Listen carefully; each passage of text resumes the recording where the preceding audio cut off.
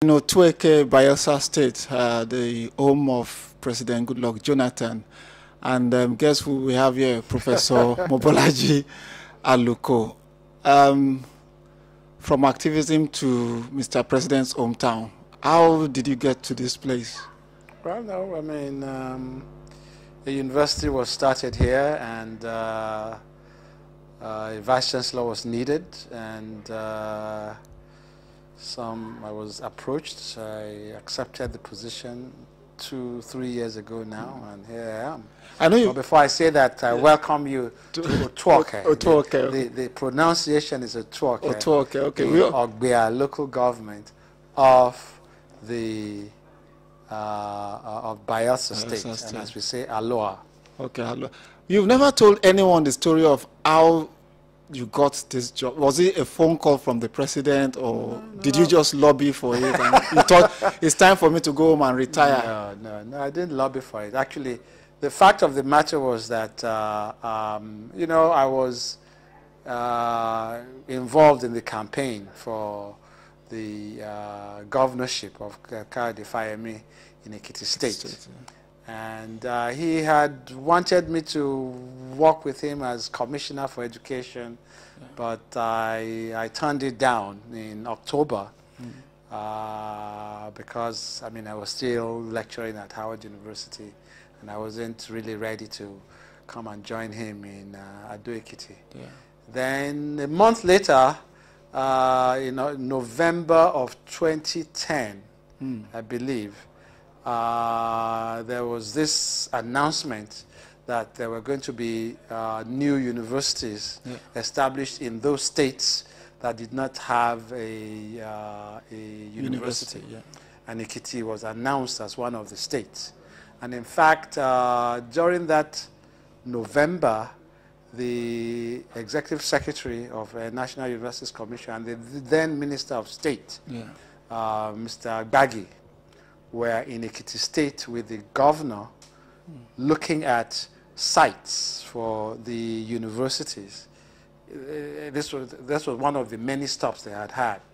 And they were in Ikole, Ekiti, when the governor called me from that side and said, look, they want to announce universities next week. Apparently, they had also indicated that they wanted to announce vice chancellors at the same time. And they were given the governors, I presume, the opportunity to choose some vice chancellors. So he called me and said, okay, well, you don't want to be commissioner. Do you want to be, will you accept to be vice chancellor of the new university in Ekiti? I said, well, this is sudden. Can I talk to my wife first? And so he gave me a week. And then so we talked, and I said, okay, fine. You just consider it. And he said I should send him my CV. So I sent him the CV, but this was in November. By the time February came around, February of 2011, when the actual announcement was made, there had been a revision of minds, I presume in the presidency and the Federal Ministry of Education, that the vice chancellors should not come from the state in which they were. And of course, my own interest was to be vice chancellor of Ekiti State, and not that of any other state. And also because of the political climate and how it was, I just did not presume that I was still in the pot. Okay, but as the February came on, I started to hear that I was still being considered, and then on, I believe it was February, I don't remember exactly the date, I got a call. So I was in the US then. I got a call, I wake up very early. I got a call about 6 a.m. in Washington, D.C. time, which was 11 a.m. Nigerian time, that the Executive Secretary, Professor Koje, wanted to speak with me. And when he called, actually a friend had already called to say that he was trying to get a hold of me. And that they said that they were going to announce my name as vice chancellor. I thought that guy was mad. But about 10 minutes later, Professor Koje called and said I should speak with Professor Rukayat El-Rufai. And she said, would I consider being vice chancellor of Ado-Ekiti University? and that where, you know, they were considering an honor for me to be there, and she mentioned that some funds had been raised for the university, and they hoped that I would accept to go. So I said, could you give me some time? I said, no, we have to announce it at the executive meeting. This was on a Wednesday. Yeah. I remember the very FEC clearly. meeting, yeah. FEC meeting on a Wednesday, that they were going to announce it on that Wednesday. So this was 1 hour before the call was to be made. Yeah. My wife was still asleep then, but by the time everybody woke up, it had been announced in Nigeria, and phone calls had been going around. In Professor Aluko is going to Ado-Ekiti. He's going to Ado-Ekiti. So that's really the story. Now, the thing is, you've been a staunch critic of bad governance and maladministration. Yeah. And now, we would say you're part of the system. Have you come across any criticism? Part of the maladministration? No, not part of the government, the system so far. Yeah. Well, you know, as a vice chancellor of a federal university, I'm a public servant. I'm in some ways a civil servant of a different kind. But part of the reason why I took the job is that, okay, yes, I've been critical in some respects of education, administration. Now I have an opportunity to do those, to walk the talk. To walk the talk. Yeah. It will have been either insensitive or unreasonable not to take the job. But I know that there were challenges that were afoot for the job. But I've lived in a university environment all my life, and I think I was prepared for it. I don't want to put you on the spot, but if I don't ask you this question, I won't be happy. Sure. How do you feel sitting with the present Minister of Education, Wike? Someone people just feel is technically unfit to be a minister. I mean, he's the Minister of State of Education. He has somebody. The person who chose him there has the right to choose him there. And if he believes that he's serving his purpose as a Minister of Education, fine. It is. I did not choose him there. But the person who chose him there still maintains him there. And I think. But do you sometimes sit in meetings and think like, oh my God, what am I doing here? But there are times when I sit with my colleagues who I say, oh, what am I doing here? So it could happen to anybody. I don't. We've gone around this campus, and you know, when I was following you, one thing that just came to my mind is I could see the passion in you. You were describing every detail as if it's your child, it's your baby. And I was thinking, this is not Ekiti. This is Ado-Ekiti, this is Bayelsa. Well, this is Nigeria. You know, and each time you wake up in this environment, you know, what comes into your mind in terms of the university and... Well, let me tell you, it is a unique situation to be the pioneer of any endeavor. So I'm the pioneer VC of the university, of the Federal University of Ado-Ekiti. Nobody can take that away. If I even stop today, nobody can take that away. So it's a unique feeling. And I mean, when I came into this job, I mean, I had apprehensions. Apprehension of safety for myself, I mean, Niger Delta. Apprehension for concerns about whether I will be able to continue to maintain my family who are in the US. And then thirdly, the apprehension about whether I will be given the free hand to do the job that I was asked to do. Of course, you have to be safe. You have to live to be able to do the job. All of us eventually still have to be sure that our families are well taken care of before you can be happy to do the job. But thirdly, I know that there are people who are watching to see how I succeed. I mean, you know, when I was announced, there is a lot of discussion on the net. It's online, Online, you should people take thought it was a betrayal. Betrayal, you should take the job, But all those concerns have been addressed. I mean, I don't feel particularly unsafe. You were talking about at the point where ASU seems to have taken a step too far, you know? Well, no, I mean, I think after they met the president, I think that a lot of give and take had been done at that point.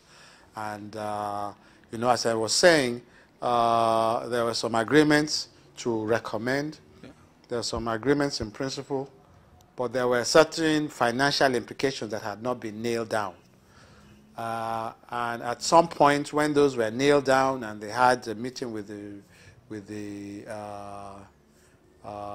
president, yeah, I would have expected that they call off the meeting within a week after that. But sorry to interrupt, I would say that this is a president that is not known to keep to his words. They wanted something in writing. That was the argument of ASU. But I don't agree with you that it's not a president who does not keep to his words. I mean, you have to give me the example. Oh, we've been told Shopi was going to alleviate, and we can't see anything spectacular. Well, maybe over-promising. Yeah. All politicians over-promise. Yeah. That's not necessarily, it does not, you cannot alleviate poverty within a certain period just from one single intervention program. And I know this is not going to be one you want to comment about. Sure, is a man who is said to promise one time and he's denying he didn't promise one time. So he's not known to be somebody who is... Obasanjo was like that. All in the United States, I've had politicians who say that they will not run, and at some point they will run.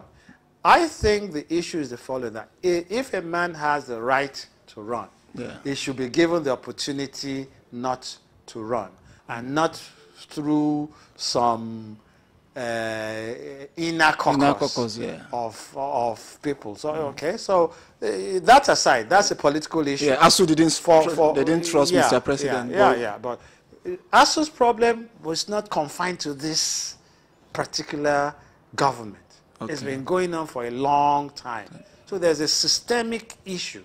Professor Aluko, I'm going to tell you a story. Yeah. And I won't tell you who my sources are. Okay. But quite a number of people among vice chancellors think you're too radical to be a vice chancellor. And someone made a comment to me that there was a time the Ministry of Education invited you to a meeting through text messages and gave you a very short time. And you just dismissed it because you wouldn't be part of the vice chancellors.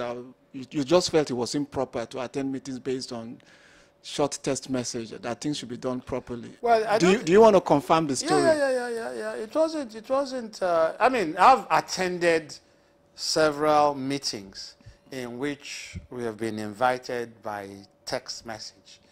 And if I know the university is going to get money, I will attend. You won't mind. I won't mind. But if you call us to a meeting 1 week, and then on a Monday, then on a Friday, then on a Wednesday, you call us to a meeting. For me, that's much. For me to leave from here, I have to travel between here and Port Harcourt.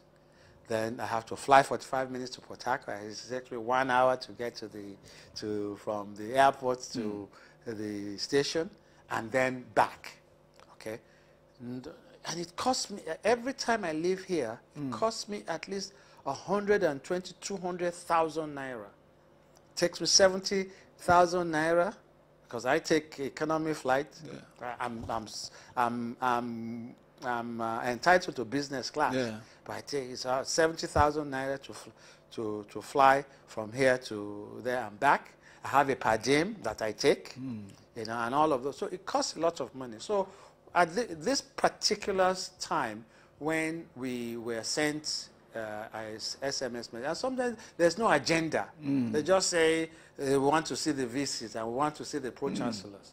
So I just sent an email, because when they send us a text message, there's also the same message sent by email to this our listserv. So I just wrote back to the group. I said, please, what is the agenda of this meeting? We have just left Abuja. Yeah. And then I indicated all these costs Yeah. that's associated with it. And remember, we do not have pro-chancellors. When pro-chancellors are invited, all these universities have to pay for the pro-chancellors. If you know the amount of money that is, that's a lot of money. So I wrote about that, and quite a number of them commended or, okay. Yeah. But I mean, one or two said, well, it was not that person. Well, actually, I wrote to ask from the person who sent it what the agenda was. But he himself did not know. Well, but I did not expect him. So they just sit in Abuja and say, vice chancellors come and... No, there's a reason for it. It isn't as if there's no reason for it. Some of the time, quite frankly, I feel that we don't need to be there. I mean, if, for example, you want to give us a letter for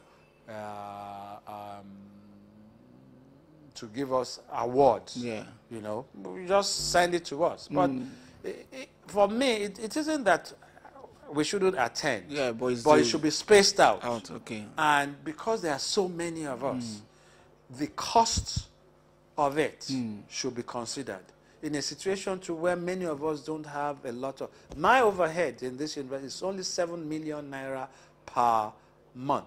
I'm saying only. 7 million is a lot of money to anybody. But to run a university is not a lot lot money.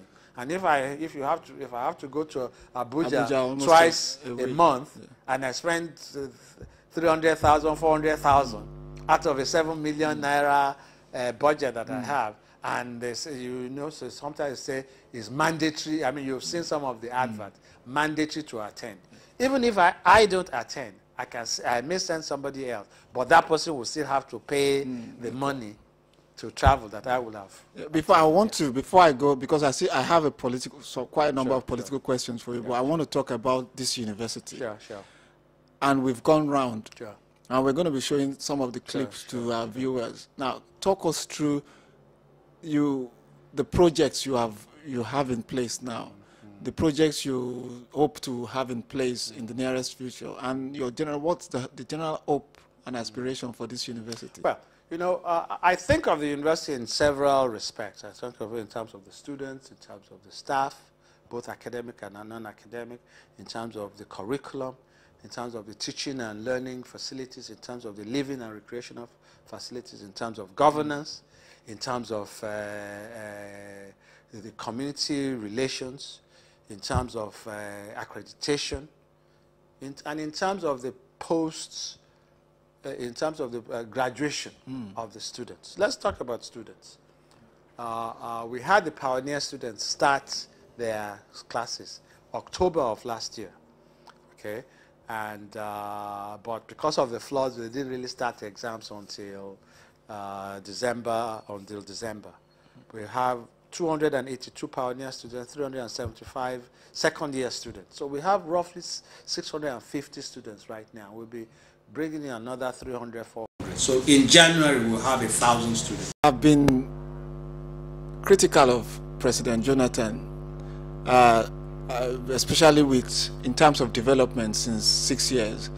But coming to Ado-Ekiti, it's like entirely different. It's like 6 years of a wonderful job done. How come it's not reflective in other parts of Nigeria? When you come into this town, you can feel the presence of a town that has got an important personality. You know, seriously, even your university is an example of it. I mean, we went through quite a number of buildings, and I'm thinking, this is just a few years ago. How come we could have such rapid development? Look, first understand that he was deputy governor and deputy president and president. And so, acting president. So he has been part of this town. This town has had a first or second citizen, first of a state and now of the nation, for almost 8 to 10 years. So don't think that what you see is just within the past 2-3 years of his time. That's number one. Number two, remember too that the Melford Okilo, who was governor of Rivers State, is from Ogbia.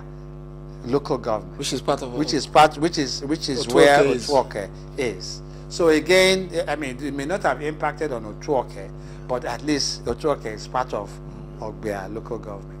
You also, when you were going around, you heard that Oloibiri is in Ogbia local government. So there's some poetic justice in the fact that at least the first president from the Niger Delta of Nigeria comes from the local government in which the oil in which this country is, I mean, which is a big earner for the country. Do you also take advantage of that as the president's vice chancellor, as some people call you? I mean, if you want, I'm sure if you want something, you come first among equal in the priority. I mean, because we are 9 universities that were set up, I have not tried, I'm sensitive enough not to try to do any one-upmanship with my other VCs. We are a very collegial group. In fact, anytime the NUC secretary sees us say, these guys have formed a new union of, and I know Aluko, you are the chairman or something, or secretary. No, but there are advantages. For example, I showed you the hostel. I showed you the sand dump. Sand dump, yeah. Okay, it was ecological fund dump, and we've needed sand a lot in the university. It's a major issue, and the community. I showed you all the buildings built by the community. Clearly, they raised the fund. If their son was not president of the country, they would not have been able to raise enough funds to build all of those. The other issue is the fact that people feel wrongly that, well, you know, he has his hands in the university, so therefore they do not trouble me too much in terms of, but yet he himself, he's so passionate about university education, and anytime, and he loves his hometown. So any opportunity for him to come, he comes to his hometown. I try to see him. We discuss about the progress of the university.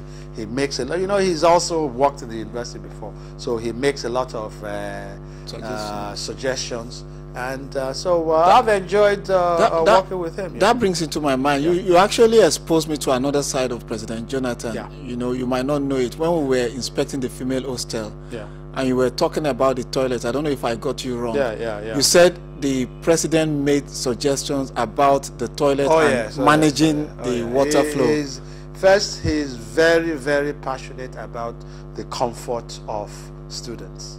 You know, and anytime he comes, you know, he's always talking about how are we ensuring that the students have a place to stay. That was also why he did this 1.2 billion naira presidential intervention of the 2 hostels that I showed you are coming up. When we've gone to if the female hostel that I showed to you, that's the rented one.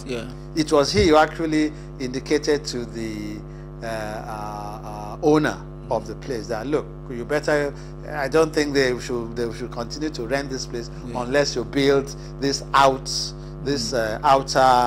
toilet. And you saw how they were. 10 stalls. 10 stalls. You could almost eat in the place, right? It's quite neat. 10 stalls on the left hand side, 10 stalls on the right hand side. When we went to the skills center, I showed you also the skills center. The toilets are inbuilt, they're all ensuite.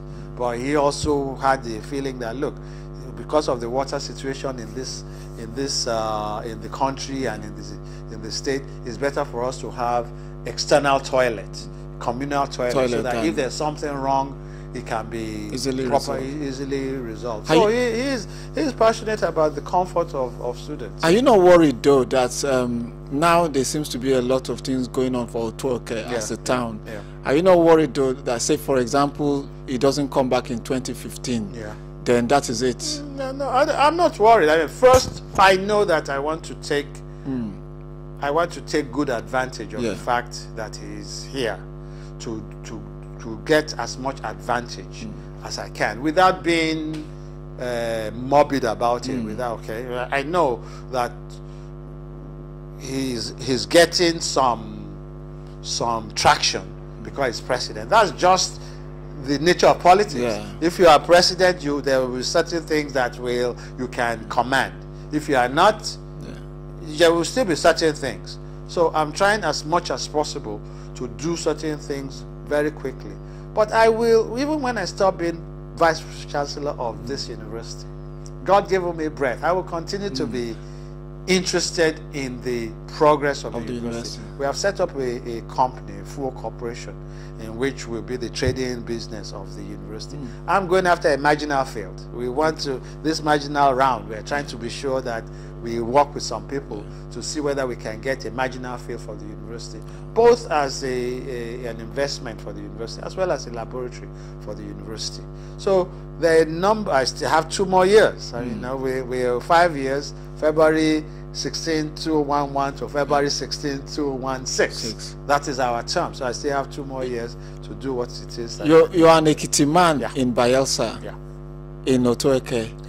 Can you put us through the thinking of the average Ado-Ekiti person? What's the difference? What's unique about them? How do you feel welcome? Oh yes, very much so. First, there's an organic relationship between Bayelsa and Ekiti State. Bayelsa and Ekiti State were formed same day, same year under Abacha.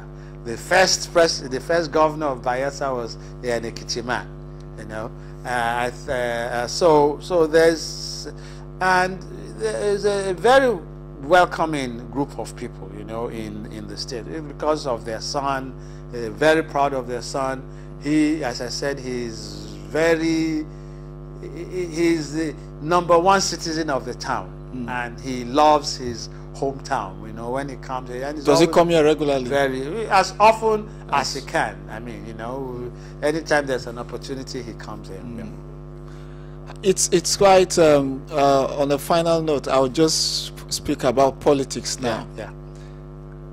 What is your hope for Nigeria in 2015? I mean, we don't seem to get it right with what happened in the last election in Anambra State. Do you think there's hope in 2015? Well, I mean, hopelessness is not an option, okay? And predictions about Nigeria, dire predictions about Nigeria, always seem to fail. You know, we have some level of robustness about the country, but yeah, I'm concerned about 2015. There's no doubt about that. There is a lot of polarization in the country. A situation where somebody may not be able to campaign in the northeast, for example, and some other people may not be able to campaign in the south, for example. It's not a good one. Any threats that if somebody does not win, then there'll be chaos. It's not a right attitude to politics. I think that let the democratic space be open.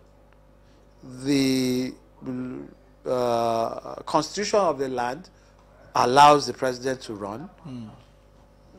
He's a member of a PDP. There are other parties that we are almost going to a 2 or 3 party situation.